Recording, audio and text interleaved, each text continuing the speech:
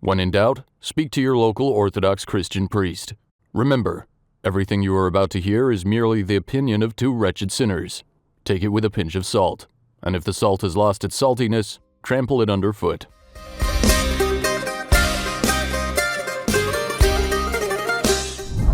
You can't hear any babies in the background crying, can you? Because No. typically these neighbors have their moments where the babies go berserk.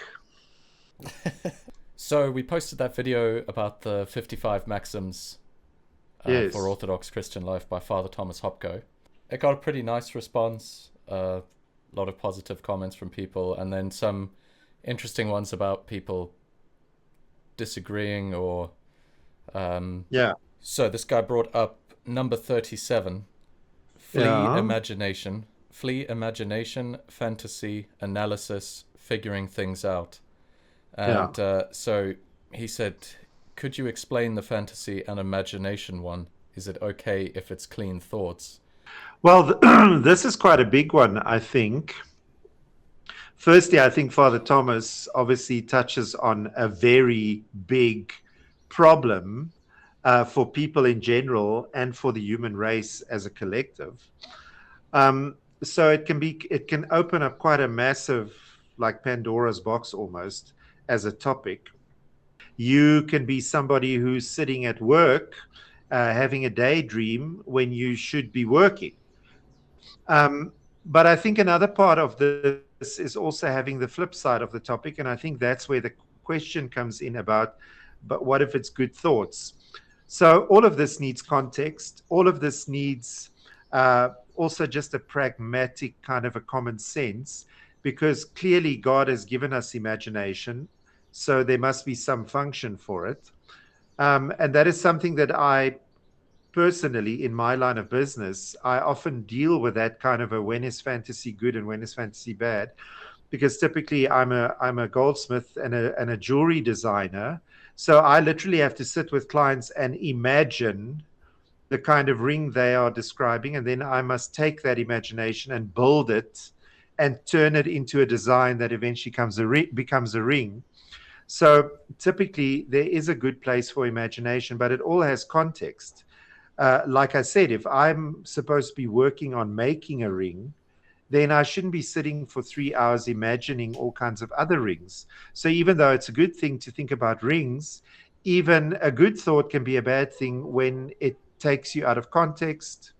Or let's say, for instance, you're at church and you should be focusing on God or praying, then it doesn't help sitting there thinking about your life and wondering what's going to happen on Monday afternoon. So the main thing about this about this particular maxim, is that it says they flee imagination, fantasy, analysis, and figuring things out. So basically, you mustn't be living in that place of imagination. You mustn't, it also mustn't come upon you and take over. Like you mustn't sit and be distracted by your imaginations and then get drawn into some kind of a place. The way I see it is imagination must be almost like you have like you have some salt in your cupboard and it's there, and when you're making your food and you want to put some salt, you reach out, you take it, you use it, and you put it back. So if it comes upon you, you must flee it. If it's obviously sinful, you must flee it. I.e., if you're not in charge of it, you must flee it because it's got no place. What's it doing there? You didn't ask for the salt to just jump on your food. You go and fetch the salt, you use it, and you put it back. So that's basically the topic of the imagination, and then by extension also the fantasy. Fantasy is a little bit of a separate topic to, well, it's imagination, but it's like a specific category of imagination. So when I talk to a client about designing a ring, the lady might have a particular fantasy about the dream ring that she's always wanted since she was a little girl. But then I'll come along using my imagination and my design skill, and I'll tell her, this is your budget. This is what you can afford. We're going to have to curb that fantasy. So what I'm trying to say is fantasy is imagination going too far. So not only do you have imagination that can be out of context and be a distraction, imagination can also be taking a thing too far, like sitting and fantasizing about something you can't afford, or being married and fantasizing about another woman aside from your wife. So you're taking, so that topic of fantasy, more often than imagination, can be seen as something that is wrong, because it tends to push boundaries that are unnatural and not beneficial for you. So fantasy more than imagination must be fleed more often than not. And typically, another manifestation of fantasy that a lot of people struggle with in this day and age is, for instance, just the plain and simple topic of, for instance, fantasy movies or fantasy computer games. So people might get obsessed with certain horror movies, or people might sit in front of a computer game for days and days and days on end. So that's a very strong manifestation of the topic of fantasy. And then the thing that I find interesting is where he talks about analysis and figuring things out. The problem with that, I'll use my work as an analogy again. So I'm skilled in the area of design and designing jewelry. So I must obviously be able to figure things out. I must go, okay, this is the client's budget. So we're going to need diamonds that are so big. We're going to be able to use this amount of gold. The finger size is this. I'm needing those measurements to make the ring fit the finger. So analysis and figuring things out also has a place. But again, similar to the salt in the cupboard, it's something I take out, I use it, and I put it back. But often what we do as people, you might, let's use a silly example. Your brother and his wife might have a fight, and you might be aware of this disagreement that the two of them have. And then you sit on your couch one evening, pondering about this problem, thinking about all kinds of interesting answers or solutions.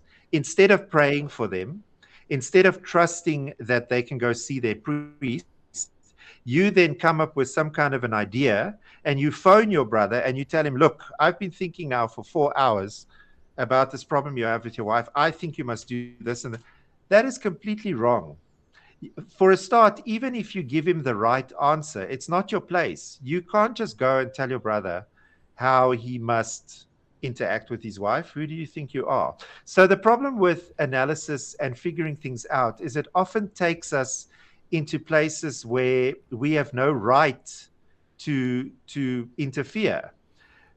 Typically, us as Orthodox Christians, we will have that topic where, let's say, for instance, a patriarch does something, then we will be up in arms about that patriarch. Well, guess what? You're not a patriarch. So chances are you don't know what's going on. And chances are you should be praying for your leadership, et cetera, et cetera. So it often, analysis and figuring things out often keeps us occupied with things that are none of our business. And also things that might be, not just is it not our business, but we're also not necessarily qualified. I'm qualified to make an analysis about a ring, but I'm not qualified to make an analysis about brain surgery. So it's often not our business, and we're often not qualified. So best fit. Same as with the imagination. Only take the cupboard if you need it, and if it's your place, and if you're qualified, use it and put it back. Anything other than that, which just pops into your head, or just close the door on it. Sure, that was a long-winded one, but I think it's very quite a big interesting topic. what you said about analyzing and figuring things out, because the first example that came to my mind was thinking of a psychologist or a therapist, whose sole job it is to psychoanalyze you and to figure you out and to disassemble you, rather than advising to just pursue, spiritual practice and asceticism, etc. Thinking, well, if we can just tinker around and find out exactly what is causing this thing that's wrong with you, we can fix it. Just another $400 for the hour, please. On the fantasy front as well, I mean, of course, I don't think you'd see Father Thomas Hopko telling Tolkien not to write Lord of the Rings, so you're right saying it has its place. Yeah. And in the context of orthodoxy, I'd say that fantasy, that dangerous fantasy as well, that I think has flicked across a lot of young Orthodox people's minds, is that fantasizing about, what would I have done if I was one of those martyrs in ancient Rome? I would have been there like a champ. Meanwhile, deep down we know we would have buckled immediately. So that whole fantasizing about your spiritual life as well. Very true. I mean, that's a prime example. Is the whole thing of another prime example is. People often fantasize about becoming monks, the monk life, and it looks amazing, and it looks like a dream world. Well, to you, it is a dream world. You're just fantasizing. You don't know what it's like. And you can't just arrive at some monastery and say, oh, I've got this dream to be a monk. They'll just say to you, well, this is how you do it, da, da, da, da, da. And if we don't like you, if we don't accept you in the monastery, you're also not going to be a part of our monastery. So yeah, we often fantasize about stuff, and it's a big trap. It's something that distracts you off what God has put in front of you for that day, and then you've wasted a day of your life on a fantasy. So.